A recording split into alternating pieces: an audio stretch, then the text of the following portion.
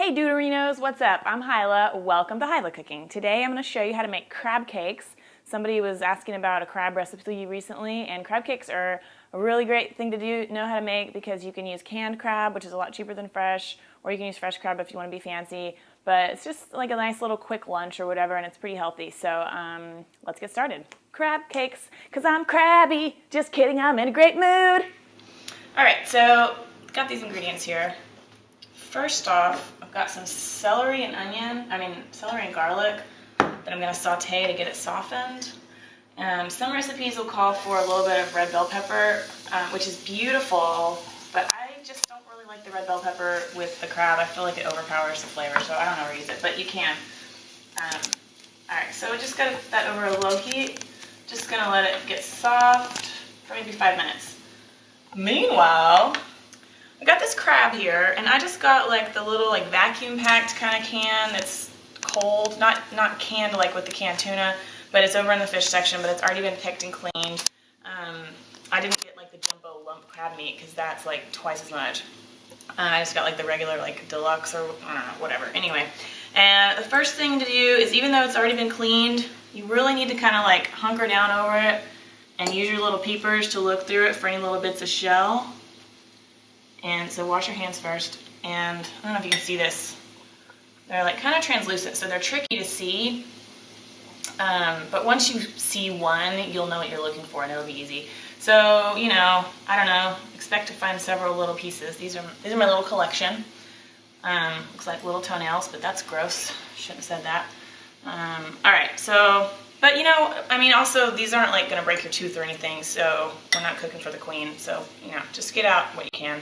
Don't sweat about it too much. Okay, and then I'm gonna add these ingredients and some parsley, some salt and pepper, and like, you know, like most of my recipes, I like to keep things pretty simple, but a lot of times you can add like some thyme or even like some Old Bay seasoning. That would be good with the seafood.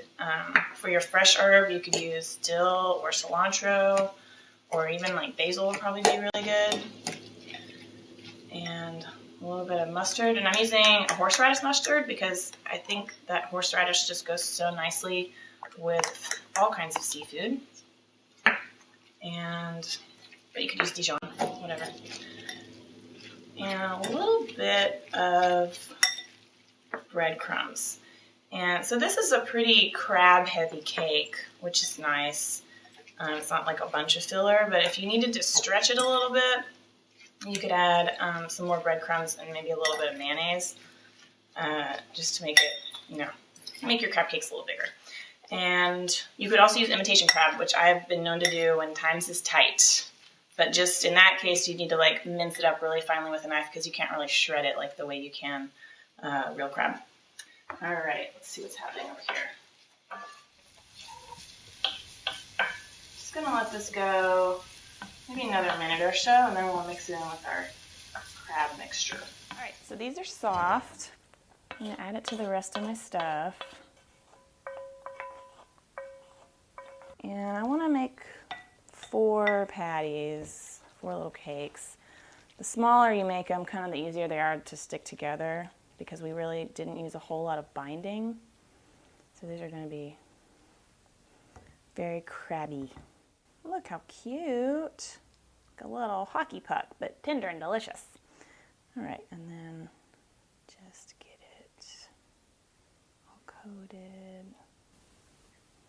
All right, so now that we've got them all made, now that it's like, we're gonna put them in the fridge for at least 30 minutes. An hour is good, 2 hours is good.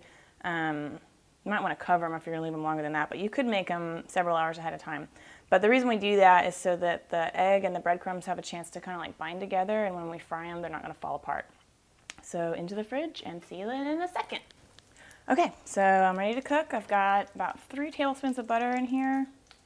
Heating up, getting sizzly, and we're just going to fry our little crab cakes.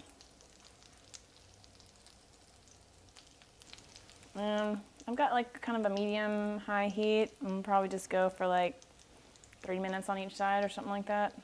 I don't know, till it's golden brown and delicious looking. so time to flip these little babies real gently. Take it easy. And you can turn your heat down to like medium if your butter starts to get a little brown, which it will.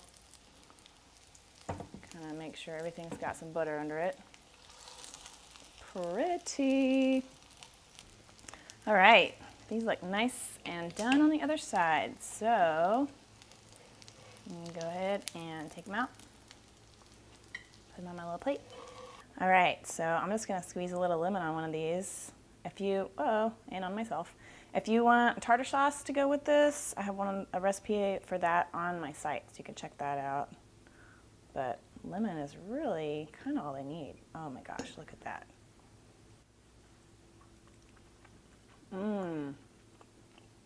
That's yummy. It's got a good crunch from the breadcrumbs and the celery, and it's a good solid crabby flavor.